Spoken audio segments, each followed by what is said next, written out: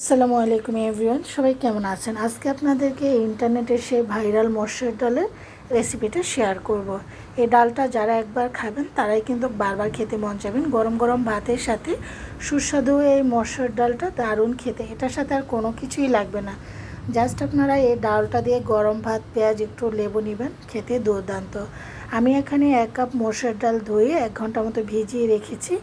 তারপরে এখানে একটা বড় সাইজের আলু এরকম করে কেটে লম্বা করে কেটে নিয়েছি। 1/2 কাপ পেঁয়াজ কুচানো, এটা ফ্রোজেন টমেটো ছিল এই বছরের। এখানে 5-6টি ফ্রোজেন টমেটো ছোটো সাইজের ছিল। এখানে 1 চামচ রসুন বাটা, 1.5 চামচ আদা বাটা, 1 চামচ ধনিয়ার গুঁড়া, 1 চামচ জিরার গুঁড়া, 1 চামচ গরম মশলার গুঁড়া, 1 চামচ হলুদের গুঁড়া, 1/2 চামচ লাল মরিচের গুঁড়া, স্বাদ অনুযায়ী লবণ, একটি তেজপাতা দিয়ে এখন ভালো করে এটাকে মেখে নিয়েছি। আপনারা চাইলে আস্ত গরম মশলাও দিতে পারেন গুঁড়াটা ছাড়া। এখন ভালো করে হাত দিয়ে প্রত্যেকটা জিনিস মিশিয়ে তারপরে এখানে দিয়ে দিব সয়াবিন তেল। আমি প্রথম অবস্থা দিইনি, তা নাহলে হাতে লেগে যাবে, তবে বেশি না, অল্প করে দিবেন। আপনার যা সরষের তেল খাবেন সরষের তেল দিবেন। এখন আমি এটাকে ভালো করে চুলাটাকে মিডিয়াম টু হাই ফ্লেমে রেখে আমি ডালটা প্রত্যেকটা জিনিস কষিয়ে নিচ্ছি। অবশ্যই প্রথম অবস্থায় একটু কষিয়ে নেবেন, এতে করে এটার টেস্টটা আরও ভালো আসে। একেবারে সরাসরি পানি ঢেলে দিবেন না, কষিয়ে তারপরে পানিটা দিবেন। এখন আমি এটার মধ্যে দিচ্ছিল গরম পানি, আমার গরম পানি করা ছিল। চেষ্টা করবেন গরম পানিটা দেওয়ার জন্য, এতে করে ডালটা খুব তাড়াতাড়ি সিদ্ধ হয়ে যাবে।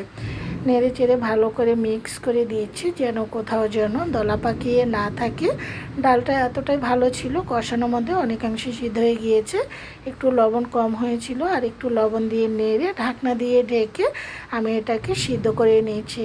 ডালটা কিন্তু খুব সুন্দর কিন্তু আস্তে আস্তে সিদ্ধ হয়ে আসছে, এতে দেখতেই পাচ্ছেন, আর এত সুন্দর স্মেল বের হচ্ছে।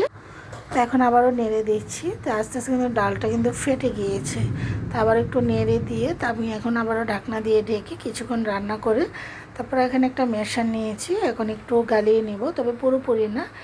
তো একটু আলুটা গালিয়ে নিচ্ছি, এতে করে এটার টেস্টটা আরও ভালো আসে।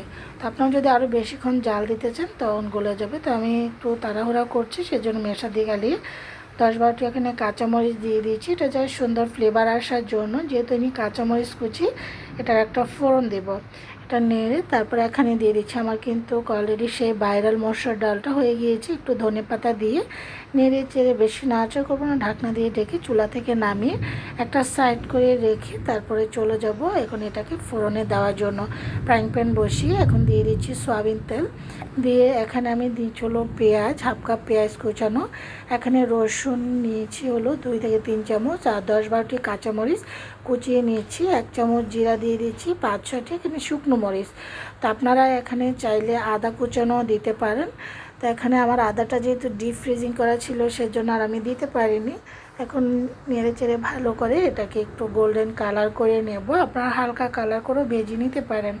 আমার অলরেডি কিন্তু ফোড়নের কালারটা চলে এসেছে এবং খুব সুন্দর একটা ফ্লেভার কিন্তু অলরেডি বের হয়ে গিয়েছে।